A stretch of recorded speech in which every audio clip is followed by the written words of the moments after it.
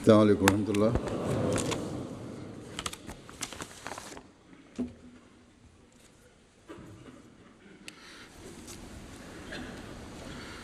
أشهد أن لا إله إلا الله وحده لا شريك له وأشهد أن محمدا عبده ورسوله أما بعد فأعوذ بالله من الشيطان الرجيم بسم الله الرحمن الرحيم الحمد لله رب العالمين الرحمن الرحيم مالك يوم الدين إياك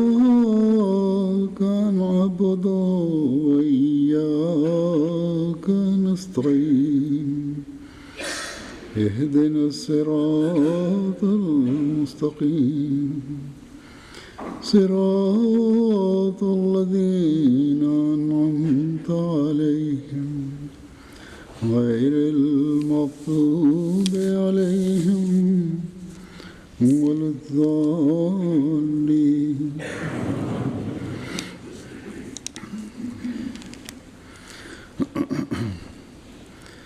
गुज़श्ता दिनों किसी ने एक छोटी सी वीडियो दिखाई कि एक अफ्रीकन मौलवी Vor einigen Tagen hat mir jemand ein Video gezeigt. Ein afrikanischer Molvi, Gelehrter, war dabei, älteren Leuten den Koran beizubringen und die Leute machten einen Fehler und bei kleinen Fehlern hat er auf sie mit einem Stock geschlagen und sie gedemütigt. Wenn die Leute alt sind, ältere, erwachsene Menschen und die auch nicht ihre wenn Arabisch auch nicht ihre Muttersprache ist, können sie natürlich nicht jedes Wort so aussprechen, wie ein guter Qari dies tut. Das Resultat ist, dass die Leute von der Rezitation des Heiligen Koran weglaufen. Und das ist auch der Grund, weshalb viele Muslime nicht einmal in der Lage sind, den Heiligen Koran zu lesen, zu rezitieren. Die Nicht-Araber. Wenn man den Koran beibringen möchte, dann muss dies geschehen auf eine Art und Weise, mit der die Liebe zum Koran wächst und mit der die Liebe zur Rezitation wächst. Vor einigen Tagen hat eine japanische Frau, die hier wohnt, mich getroffen und sie hat das Bett geleistet vor einiger Zeit. Sie hat gesagt, dass sie in 3 Jahren durch die Segnungen Gottes den Heiligen Koran rezitiert hat und ihn vollständig gelesen hat. Und sie wollte auch etwas rezitieren. Ich stimmte dem zu und sagte, rezitieren Sie. Sie rezitierte das Ayatul Kursi auf eine solche tiefe Art und Weise, dass ich erstaunt war. Und das ist das Wesentliche, das Eigentliche. Nämlich eine solche Liebe zum Heiligen Koran aufzuweisen, dass man versinkt im Heiligen Koran und so rezitiert. Nicht bloß vom Hals das ist nicht die Schönheit, dass man vom Hals solche Wörter ausbringen kann, wie die Qadis es tun. Allah hat geboten, dass man den Heiligen Koran langsam und so weit wie möglich mit der richtigen Aussprache rezitieren und lesen soll. Wenn wir sagen, dass wir wie Araber den Heiligen Koran lesen werden, dann ist das eine schwierige Sache. Es gibt einige Wörter, deren vollständige Aussprache Nicht-Araber nicht vollbringen können, außer sie sind unter den Arabern aufgewachsen. Es gibt zum Beispiel das japanische Volk. Japanische Menschen können einige Wörter nicht aussprechen. Diese Frau, die rezitierte, sie konnte den Unterschied zwischen Cha und Ha nicht vollbringen. Und sie rezitierte das Che, das Ha, so ähnlich wie das Ha. Als ich dies von der japanischen Frau hörte, habe ich den Eindruck gewonnen, dass viele Japaner, genauso wie diese Frau, wahrscheinlich einige Wörter nicht aussprechen können und es für sie schwierig ist, diese auszusprechen. Aber das Eigentliche und das Wesentliche ist die Liebe zum Wort Gottes. Und dieses sollte man versuchen, richtig zu rezitieren. Das sollte man versuchen. Aber es ist nicht ausreichend, dass man nur ein Rezitator ist und nur an Wettbewerben teilnimmt, um das zu zeigen. Allah und sein Gesandter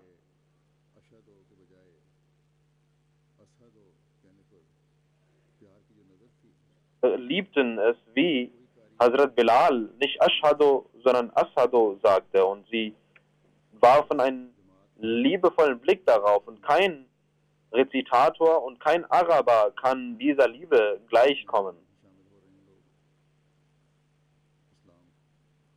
In der Jamaat gibt es auch Menschen, die aus nicht-muslimischen Völkern dem Islam beitreten und der Ahmadiyyat beitreten.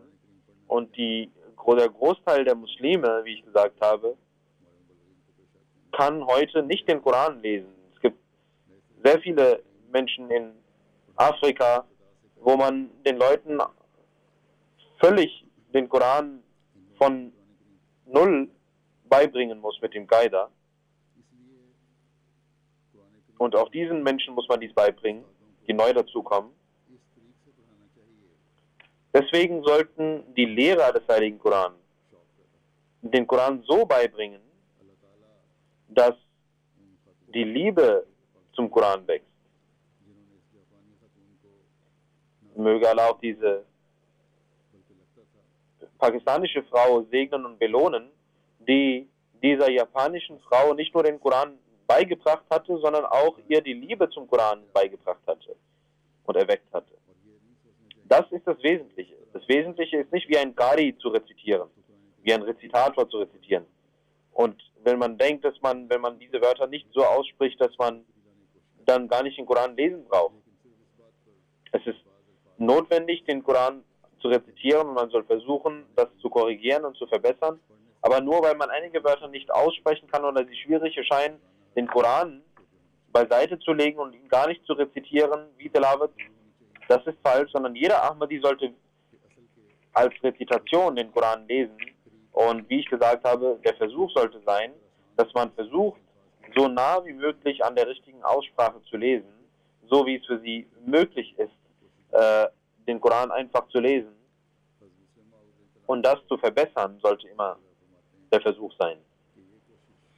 Hazrat Muslim Maud radiallahu ta'ala anhu sagt an einer Stelle, dass der Versuch, dass wir wie ein Qari, ein Rezitator, den Heiligen Koran rezitieren und lesen, ist nicht fruchtbar, denn Allah hat uns diese Kraft gar nicht gegeben, den Nicht-Arabern. Also Muslim Maud sagt, meine verstorbene Frau Tahir pflegte zu sagen, dass ihr Vater sehr gerne den Heiligen Koran beibrachte.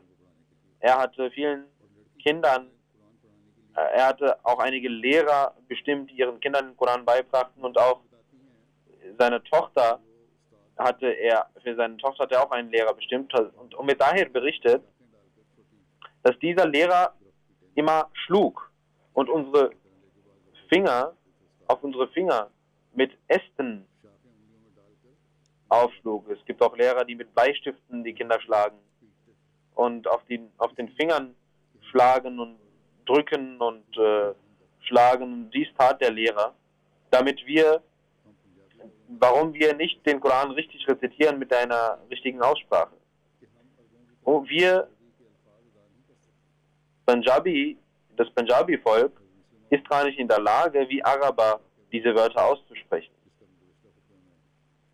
Also Muslim Maud berichtete von dann auch ein Ereignis von jenem Araber, den ich auch in der letzten Freitagsansprache erwähnt habe, nämlich, dass er den verheißenen Messias al-Islam traf, dieser Araber, und als der verheißene Messias al-Islam das dort verwandte, sagte er, wie können Sie der verheißene Messias sein, wenn Sie nicht einmal das dort aussprechen können?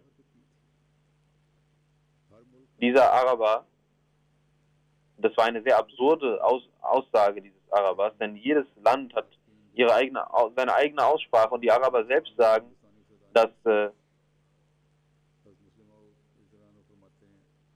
die Inder dieses Wort gar nicht aussprechen können. Also Muslim sagt, dass Inder, Menschen vom Subkontinent, können diesen Buchstaben nicht aussprechen. Entweder sagen sie Dad oder sie sagen Saad. Wenn die Araber selber das sagen, dass wir die Einzigen sind, die dieses Dad rezitieren können oder aussprechen können, was bleibt dann übrig an Vorwürfen? Auch die arabischen Ahmadis sollten immer vor Augen haben. Die meisten verstehen das sehr gut. Aber es gibt Menschen, die auch etwas Stolz und Hochmut zeigen. Und eine pakistanische Frau ist mit einem Araber verheiratet und sie versucht auch mit ihrem Hals die Wörter auszusprechen und denkt, dass sie das richtig tut, obwohl das nicht richtig ist, was sie tut. Wenn es nur auf ihr Wesen beschränkt wäre, wäre es egal gewesen und ich hätte nichts gesagt. Aber ich habe erfahren, dass in einigen Sitzungen und Versammlungen verspottet wurde und sie Menschen verspottet hat, dass die Pakistaner einige Wörter nicht aussprechen können und sie diese Wörter nicht in der Lage sind auszusprechen und die Araber verspotten dann diese Pakistaner. Ich glaube nicht, dass jeder Araber das tut, dass er andere verspottet. Es kann sein, dass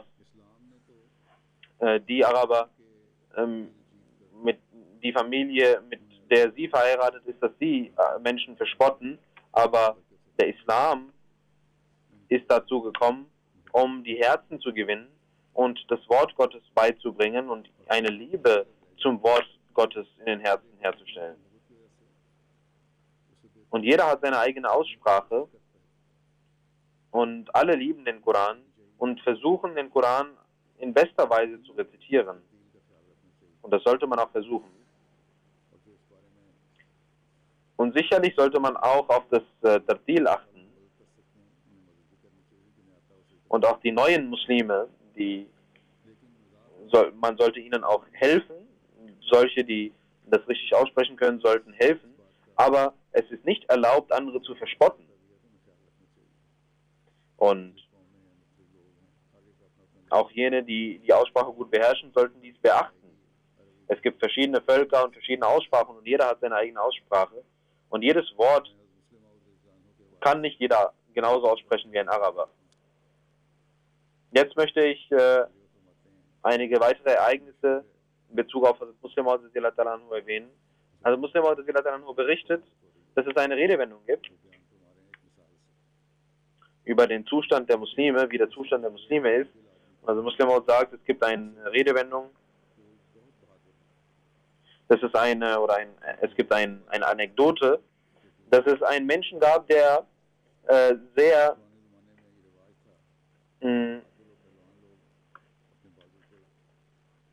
ängstlich war und überhaupt nicht mutig war, aber er dachte, dass er mutig ist. Und er ging zu einem Menschen, der tätowierte, und er ging zu diesem Menschen, der ihm auf die Haut etwas tätowieren sollte. Dieser Mensch fragte, was möchtest du da eintätowieren? Er sagte, ich möchte einen Löwen tätowieren lassen. Als er anfing, diesen Löwen zu tätowieren und die Nadel einstach, empfand er natürlich einen Schmerz, dieser Mensch. Er war nicht mutig, er dachte, dass er mutig sei.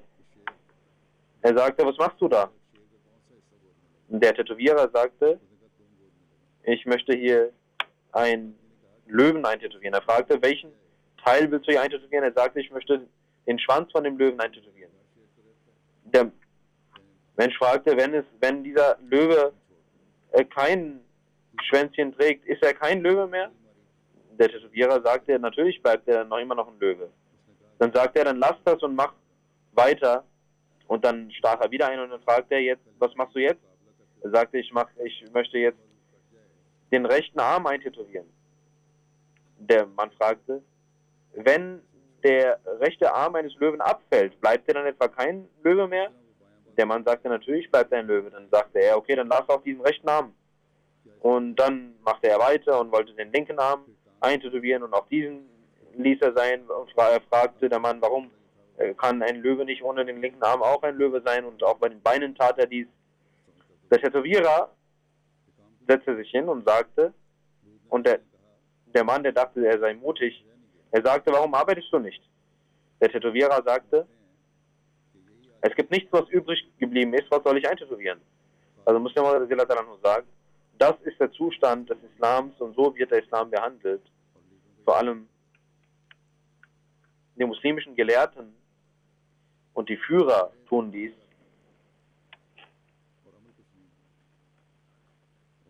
Sie geben Lippenbekenntnisse von sich und machen Nare und rufen aus und sprechen Dinge aus und ermahnen andere zu Rechtschaffenheit.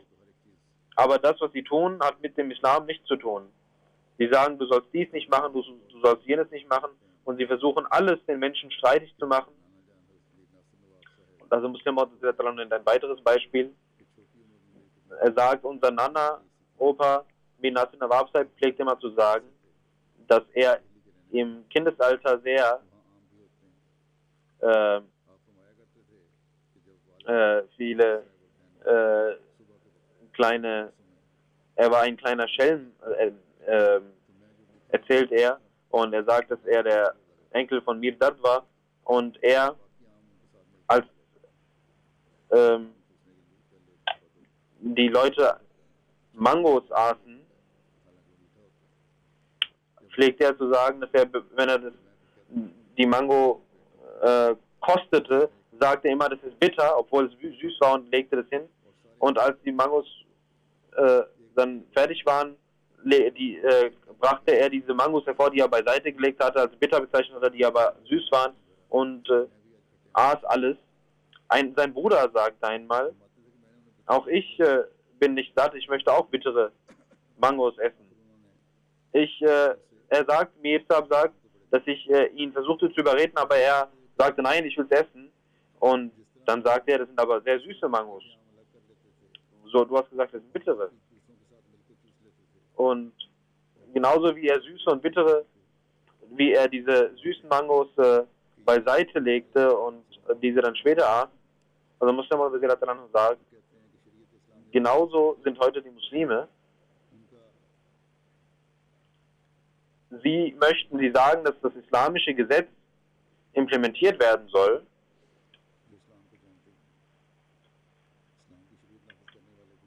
Was ist ihr Zustand? Was ist dann mit denen, die den Islam gar nicht kennen? Die Menschen, die die islamische Scharia implementieren wollen, machen dies genauso. Sie wollen für sich etwas anderes und für die anderen etwas anderes. Misa war natürlich ein Kind damals, aber das ist ein Beispiel. Also muss man auch sagen, dass heute die erwachsenen Menschen andere betrügen. Sie möchten nichts übrig lassen für die anderen Menschen, möchten alles aufessen, auch wenn es falsch ist. Auch heute wollen die Gelehrten für sich Dinge gewinnen und berauben die Menschen. Und das ist ein großer Sorge für den Islam. Auch die Gelehrten haben verschiedene Organisationen gegründet, die Tyrannei begehen, die andere Menschen ausrauben. Möge Allah gnädig sein gegenüber den Muslimen. Dann macht Muslim auch darauf aufmerksam, wie wir unseren Zustand ändern müssen und verbessern müssen und unseren Glauben stärken müssen und wie wir eine Bindung mit Allah eingehen sollen.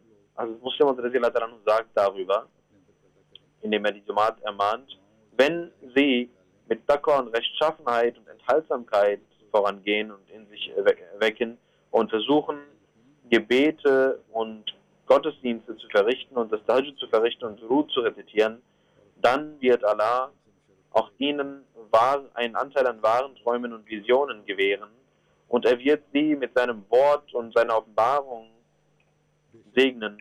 Und ein wahres Wunder besteht darin, dass er in seinem eigenen Wesen dies sieht. Sicherlich sind auch die Wunder von Abraham a.s. sehr groß. Und auch die Wunder von Moses a.s. sind sehr groß. Auch die Wunder von Jesus a.s. sind sehr groß. Aber was das Wesen des Menschen anbelangt, für ihn sind jene Wunder groß, die er selber in seinem eigenen Wesen sieht. Auch heute fragen die Menschen und stellen diese Fragen. Man muss dafür eine Bindung zu Gott aufbauen, wenn man Wunder sehen möchte. Man muss seinen Glauben stärken und fördern. Und Muslim gibt ein Beispiel von Sahibzada Abdul Latif Shahid, ein persönliches Beispiel, und sagt, schaut auf Sahibzada Abdul Latif Shahid, als er die Ahmadiyyat akzeptierte und einige Zeit in Qadian verbrachte und nach Kabul zurückkehrte, rief der Gouverneur ihn und sagte, kehre dich ab davon und mach Tauba. Er fragte, wie kann ich Tauba machen?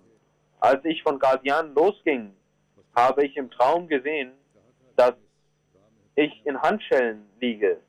Allah hatte mir gesagt, dass du hier Handschellen tragen musst. Wie soll ich jetzt versuchen, diese Handschellen abzulegen? Diese Handschellen müssen jetzt in meine Hände, damit Allahs Wort in Erfüllung geht. Schaut, sagte Muslim, er hatte diese Überzeugung bekommen, weil er selber einen Traum gesehen hat in seinem eigenen Wesen.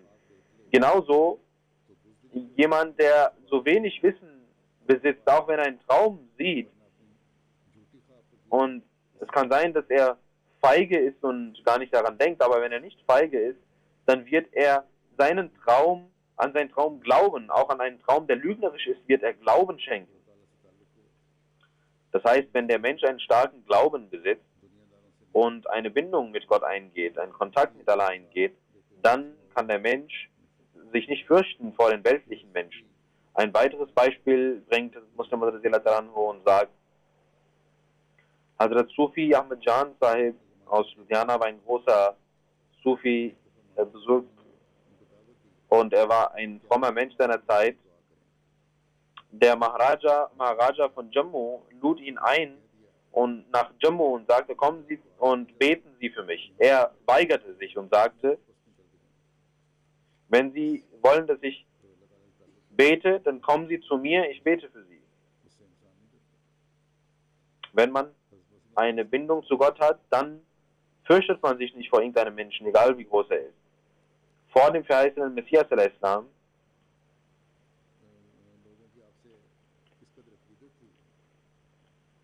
vor seiner Zeit,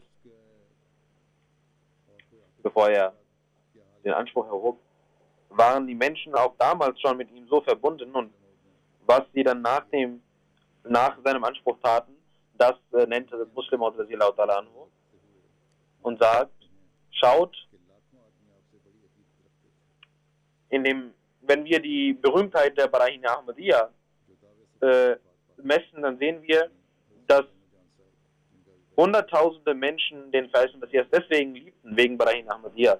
Auch Sufi Ahmad Jan Sahib ist ein Beispiel dafür, der vor dem verheißenen Messias des Islam schon verstarb. Jener, der diesem Maharaja sagte, komm zu mir, wenn du willst, dass ich bete. Sufi Ahmad Jan Sahib hatte vor dem Anspruch des verheißenen Messias des Islam bereits über den verheißenen Messias des Islam geschrieben. Und das haben wir sehr oft schon gehört. Es ist ein berühmter Vers, eine Strophe. Alle Kranken schauen auf dich. Sei du der Messias und der Heiland aller Menschen. Oh, sei du für Gott der Messias. Sufi Ahmad Jan Sahib hat eine Weitsicht gehabt. Er sah, dass der verheißene Messias des Islam der verheißene Messias sein wird, obwohl er dies noch nicht bekannt gegeben hatte.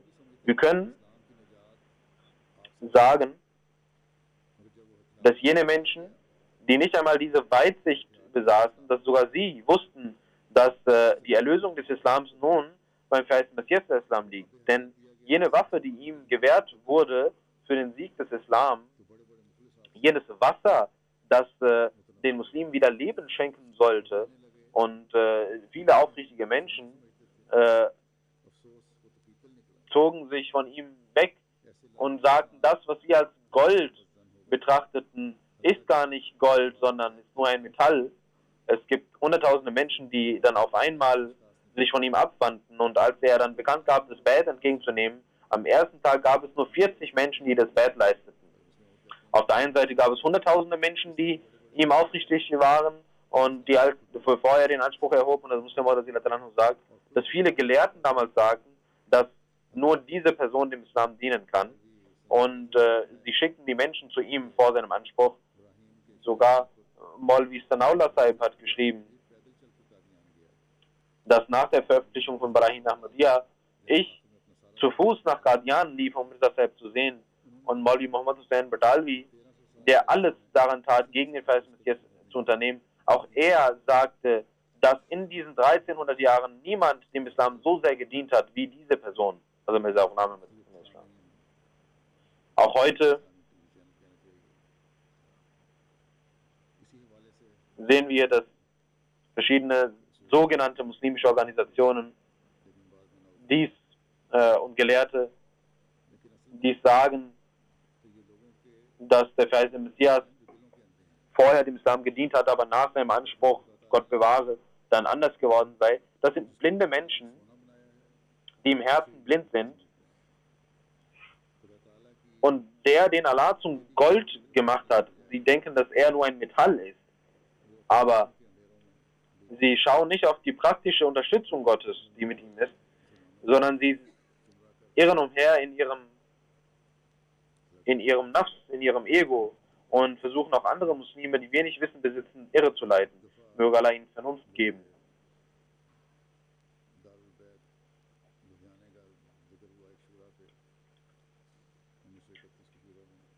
Und in der Shura wurde einmal über Ludhiana, über dieses Haus Darul Bayt berichtet im Jahre 1931 in der Shura.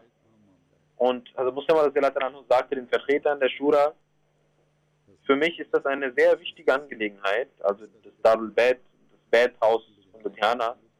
Der verheißene Messias al-Islam hat dieses Haus erwähnt und hat Ludhiana als Babel Lud bezeichnet, nämlich als jenen Ort, wo Dajjal getötet wird. Ein Ort, wo der verheißene Messias von Qadian ging, um das Bad entgegenzunehmen. Wir sollten diesen Ort ehren und als Trefons Jawal den verheißenen Messias bat, das Bad abzunehmen, sagte er, nein, nicht in Qadian, sondern ging nach Ludhiana, um dort das Bad abzunehmen. Pir Ahmed Jan Sahib Marhum, der vor dem verheißenen Messias verstorben war, war einer jener Menschen, denen, also muss man sagen, denen Allah die Möglichkeit gab, an den verheißenen Messias zu glauben, noch bevor er diesen Anspruch erhob. Und er hatte zu seinem Tode seine Familie versammelt und gesagt, Mirza Sahib wird den Anspruch erheben, der Messias zu sein, und ihr alle sollt ihm glauben. Und die gesamte Familie glaubte. Pir Mansur Ahmad Sahib und Pir Israr Ahmad Sahib sind seine Söhne, und die Frau von Hazrat Trefons Jawal ist seine Tochter. Und der Muslim sagt, mein Wunsch ist, dass man einen speziellen Bau und eine spezielle Sicherheit dort schafft. Und 40 Menschen waren dort, die das Bad leisteten, und alle Menschen sollen dort historisch eingraviert werden. Durch die Segnung von Allah, das Haus in Ludhiana gehört der Jamaat. Und ich weiß nicht, ob die Jamaat das auch dann danach gemacht hat. Das werden wir aber sehen. Man sollte dort auch versuchen, und das wird auch versucht, dass man das als einen historischen Ort kenntlich zu machen. Das wird versucht. In Ludhiana über die Prophezeiung von Muslim Maud sagt, also Muslim Maud selbst, dass der heilige Prophet Muhammad sallallahu alaihi wasallam im Traum gesehen hatte, dass Trauben vor ihm gebracht wurden aus dem Paradies und ihm gesagt wurde, das ist für Abu Jahl. Und die Bedeutung dieses Traums war, dass sein Sohn Akrama das Paradies bekommen wird. Und so geschah dies auch. Und der Muslim nannte das Ereignis, wie Allah den Sohn von Abu Jahl so fromm machte, dass er für den Glauben diente und Opfer erbrachte. Und während eines Krieges, als die Muslime große Schwierigkeiten hatten und die Christen in den Augen der Muslime Pfeile schossen und die Sahaba verstarben, viele Sahaba Schahid wurden, sagte Akrama, ich kann mir dies nicht anschauen. Er war der Sohn von Abu Jahl und sagte seinem Offizier, geben Sie mir die Erlaubnis, dass ich stürme. Und er nahm 60 mutige Krieger und griff die Feinde an, im Zentrum, im Herzen. Und er griff sie so an, dass der Kommandeur flüchten müsste von den anderen und die Feinde, die Gegner aufgaben und die Muslime waren entweder Shahid oder waren alle sehr verletzt und also Akrama radiallahu anhu war auch verletzt. Ein Offizier ging zu den Verletzten und wollte Akrama Wasser geben, aber er sagte, dass Suhail bin Umar auch zum Wasser schaut und sagte zu dem Offizier, nein, gib dem Suhail erst das Wasser, dann werde ich trinken. Ich kann nicht zusehen, dass mein Bruder dürstig da liegt und ich trinke. Er ging zu Suhail mit dem Wasser und dort lag auch Haris bin Hisham. Suhail sagte, nein, gib das Wasser erst dem Haris. Er ging zum Haris und der war bereits verstorben. Dann ging er wieder zurück zum Suhail, auch er war bereits verstorben. Und als er zu Ikrama zurückkehrte, war auch er bereits verstorben. Das ist jener Ikrama, der Sohn von Abu Jahl war. Wenn jemand übel ist, ungläubig ist und ein Lügner ist, wer kann dann sagen, dass auch sein Sohn so sein wird, sagte der Muslim. Aber es gibt Zeugnisse im Wort Gottes, die seine Wahrhaftigkeit beweisen. Und wenn das Zeugnis Gottes nicht da ist, kann man daran nicht glauben.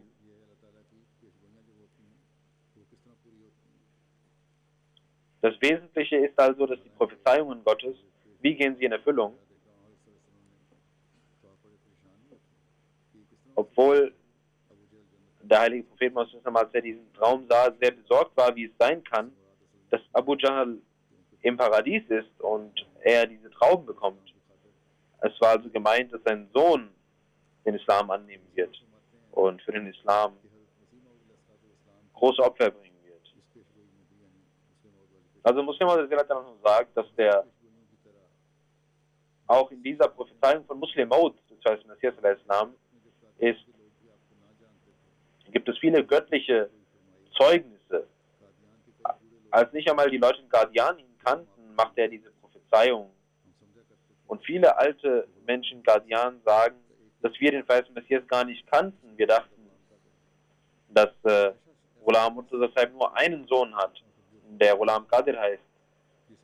Ein solcher Mensch, den keiner kannte, der so unbekannt war, dass nicht einmal die Dorfbewohner ihn kannten, gibt bekannt, prophezeit, dass Allah ihm Kinder geben wird, die übrig bleiben werden und von seinen Kindern wird einer so sein, der in den Ecken und Enden der Welt Berühmtheit erlangen wird, Ruhm erlangen wird und durch ihn wird die Ahmadiyya Verbreitung erlangen in der Welt. Wer kann so etwas von sich aus sagen? Dann sagt der Muslim, dieser Sohn sollte auch sein, dass er von 3 in 4 macht. Das heißt, er wird auch 4 Jahre nach dieser Prophezeiung geboren werden. Und der Muslim sagt, diese Prophezeiung wurde 1886 gemacht und ich wurde am 12. Januar 1889 geboren. Und der verheißene Messias al-Islam hatte am 23. März 1889 das erste Bad in Ludhiana entgegengenommen. Und wir kennen diese Prophezeiung von Muslim Maud sehr gut in unserer Jamaat und auch außerhalb der Jamaat ist dies bekannt. Und man stellte die Frage, wer dieser Sohn ist. Also Muslim Maud sagt, dass auch genannt wurde, dass er Mahmud heißen wird. Und der verheißene Messias al-Islam nannte mich Mahmud. Da er auch Bashir Sani heißen sollte, heiße ich vollständig Bashiruddin Mahmud Ahmad.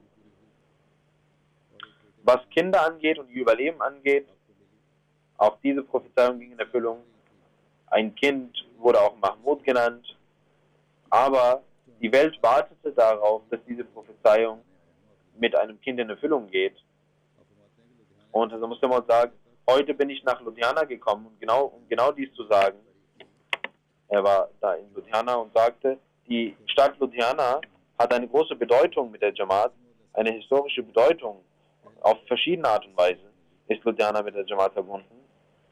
Er sagt, also Muslim sagt, dass der verheißene Messias al-Islam in dieser Stadt das Bait entgegennahm und nach ihm war Maulvi Nuruddin Sahib sein erster Kalif und er heiratete auch in der Familie von Munshi Ahmed Jan Sahib. Das ist auch die zweite Bindung und der Sohn, von dem die Rede ist, wurde von jener Frau geboren, der Frau des Verheißenen Messias al-Islam, die auch in Ludhiana eine Zeit verbracht hat. Und also muss man sagen, dass ich auch 2-3 Jahre in Ludhiana verbracht habe. Und also muss man sagen, ich war 2,5 Jahre und er kann sich ein wenig daran erinnern, konnte sich ein wenig daran erinnern und sagte, ich kann mich an ein Ereignis erinnern, dass das Haus, in welchem wir wohnten, an der Straße war und ich ging aus meinem Haus und ich sah einen kleinen Jungen, der von der anderen Seite kam. Er warf eine tote Eidechse auf mich. Ich hatte Angst und ging zurück und dann muss man auch sagen, ich kann mich an diesen Bazar erinnern und ich weiß nicht, welcher das war. Unser Haus war an einem Ende und ich habe, also Muslim sagt, einige Zeit in dieser Stadt in meiner Kindheit verbracht. Das heißt, diese Stadt hat mit Ahmadiyyat auf verschiedene Art und Weise etwas zu tun. Also Muslim sagt, dass diese Stadt besonders ist. Und also Muslim sagt, dass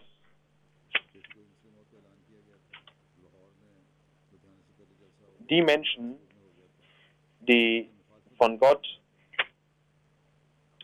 die Offenbarung, die Gott denen gibt, dass Leute darüber sprechen und reden. Es gab damals keine Gegnerschaft früher und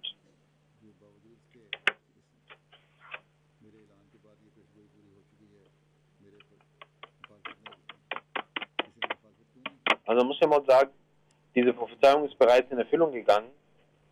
Und warum? Als er nach Ludhiana ging, sagt das Muslim Maud, waren Menschen da, die ausriefen, dass Mirza gestorben sei, Mirza sei gestorben, Mirza ist gestorben. Also Muslim Maud sagt, das macht uns nichts aus.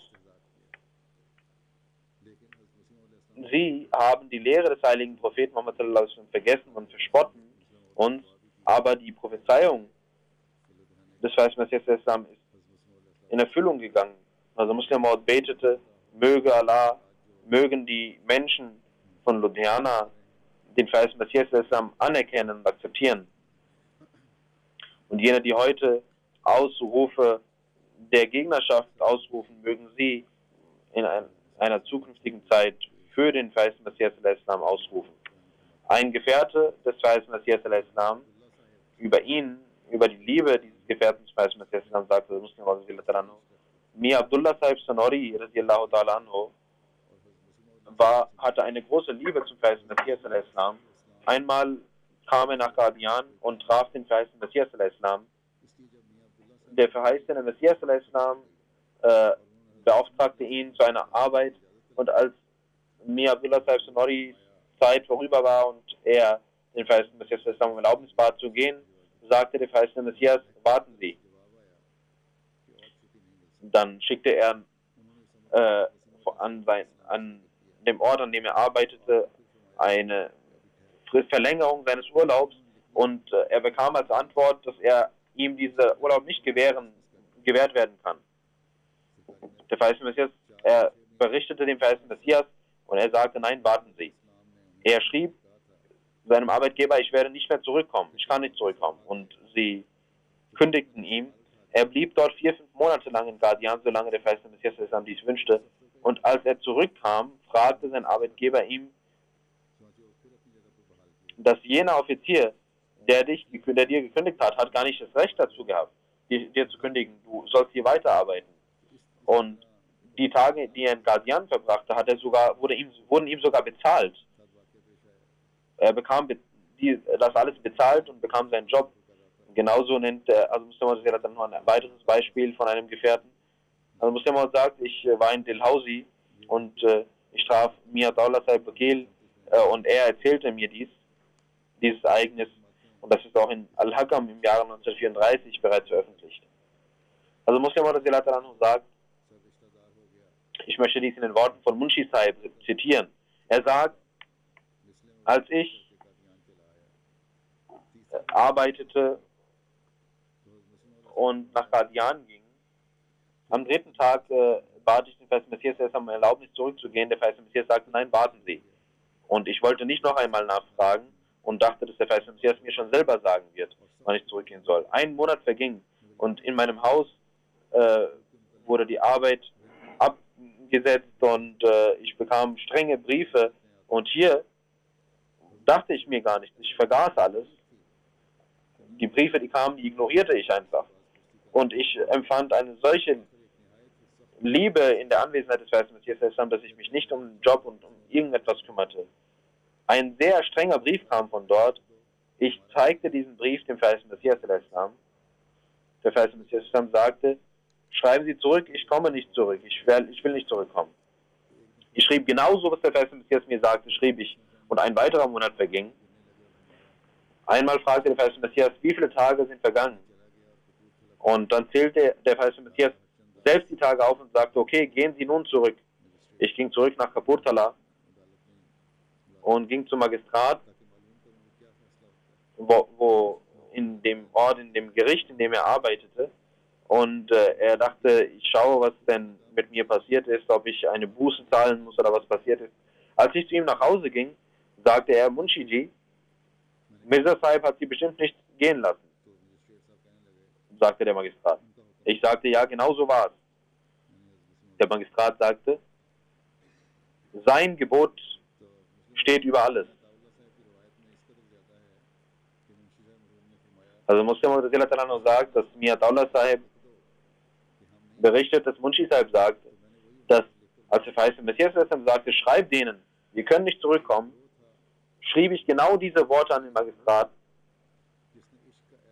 Das waren Menschen, also Muslim sagt, das waren jene Menschen, die solche Liebe zum verheißenen Messias hervorbrachten, dass unsere Augen nicht heruntergehen können vor diesem Stolz.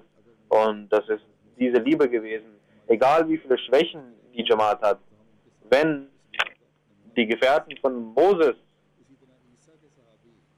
uns ihr Vorbild zeigen, dann können wir unser Vorbild zeigen. Und genauso können wir das Vorbild auch gegen die Gefährten von Jesus zeigen, voller Stolz, wie wir waren, wie wir unserem Gesandten gedient haben. Und der heilige Prophet Muhammad sallallahu alaihi wasallam hatte gesagt, dass ich nicht sagen kann, ob die erste Ära segensreicher sein wird oder die zweite, die Ära des Mahdis. Genauso war es. Für diese Menschen hat er dies gesagt. Das waren Menschen, die genauso wie Abu Bakr und Umar radiallahu anhu, und Usman radiallahu anhu und Ali radiallahu anhu und andere Sahaba-Gefährten jegliche Opfer erbrachten und alle Schwierigkeiten auf sich nahmen für den Weg Gottes. Der erste Kalif, sagt das Muslim, schaut auf ihn. Also Khalifa Awal, Allah hat ihm einen Rang in der Jamaat gegeben. Deswegen habe ich ihn nicht genannt. Aber seine Opferbereitschaft sind so groß, die Ereignisse seiner Opferbereitschaft sind so groß, die ich gar nicht nennen brauche. Und der Muslim sagt, er war in Pera als Arzt Leibarzt beschäftigt und hatte eine große Beschäftigung. Und als er den Verheißten Messias Islam bat, zurückzukehren, sagte der Verheißte Messias Islam, was wollen Sie zurückkehren? Bleiben Sie nun hier. Und Hazrat Khalifa Awwal ging nicht einmal zurück, um seine Sachen zu holen, sondern schickte einen anderen Menschen, um seine Sachen zu holen aus dem Hira. Und das sind diese Opfer, die die Jamaat vor allen anderen auszeichnen. Und das ist der Rang, den jeder versuchen sollte zu erlangen. Bloß philosophischer Glaube kann dem Menschen nichts bringen, sagte der Muslim Maud. Philosophischer Glaube bringt dem Menschen nichts. Jener Glaube nur bringt dem Menschen etwas, welcher voller Liebe und Aufrichtigkeit und Treue ist. Ein Philosoph kann nur Argumente und Beweise bringen. Er kann nicht mehr als Beweise hervorbringen, denn er hat die Wahrhaftigkeit nicht mit dem Auge des Herzens, sondern nur mit dem Auge des Gehirns und des Verstands gesehen. Aber jene, die nicht mit dem Auge des Verstands, sondern mit dem Auge des Herzens zu Gott sehen und die göttliche Wahrheit sehen, können nicht betrogen werden von irgendeinem Menschen, denn die Philosophie entstammt dem Verstand und die Liebe entsteht durch das Herz. Möge Allah uns die Kraft geben, mit dem Auge des Herzens den Imam der Zeit zu sehen und immer mit ihm verbunden zu bleiben. Mögen wir immer die Gebote Gottes sehen und niemals möge der Satan, der Teufel, uns betrügen. Ich werde nach dem Namaz, nach dem Gebet ein Janaza verrichten von einem Derwisch, Bruder Khurshid Ahmad Sahib al-Wakar, der Sohn von Chaudhry Nawab Ahmad Sahib war. Am 28. Juli ist er im Alter von 94 Jahren verstorben in Allahi Rajiun. Er war Faisalabad, also Lailpur hieß es früher, wurde dort geboren, war ein gebürtiger Ahmadi.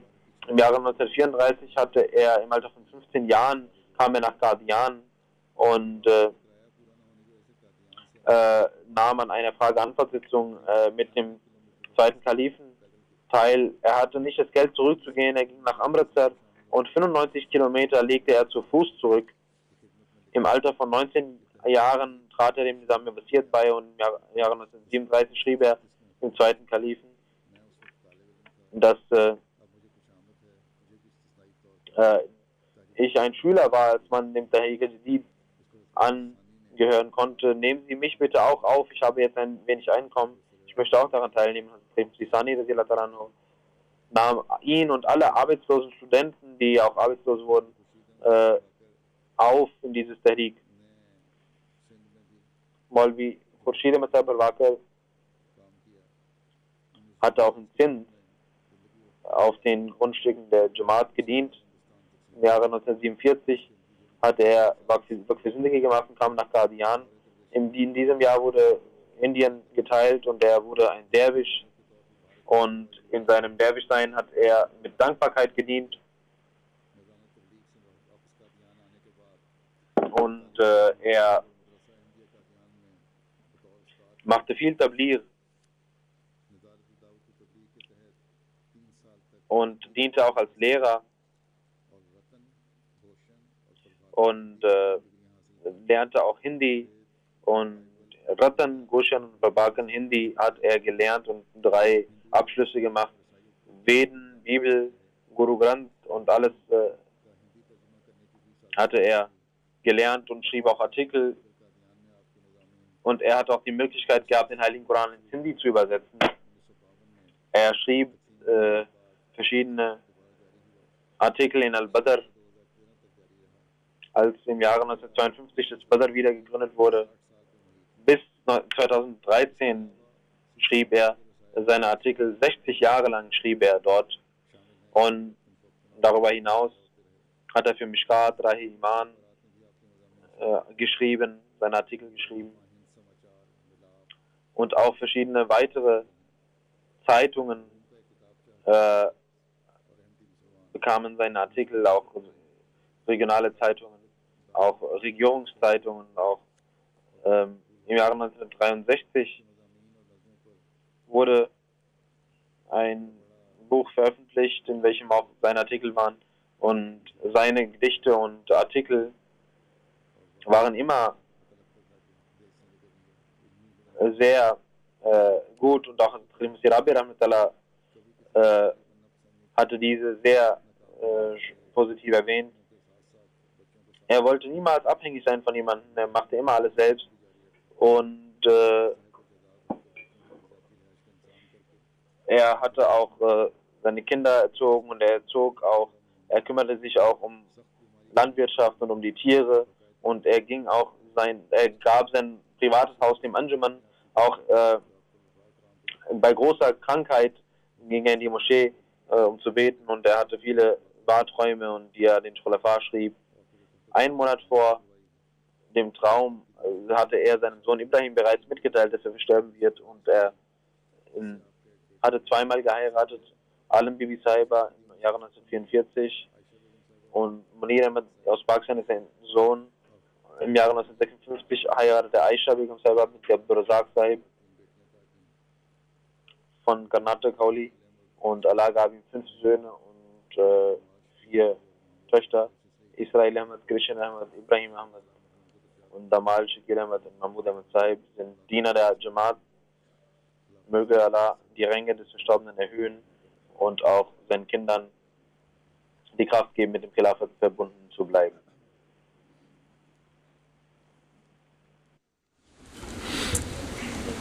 Alhamdulillah, alhamdulillah, nahmaduhu wa nasta'inuhu wa nastaghfiruh wa nu'minu bihi wa natawakkalu alayhi wa na'udhu billahi min shururi anfusina wa min sayyiati a'malina.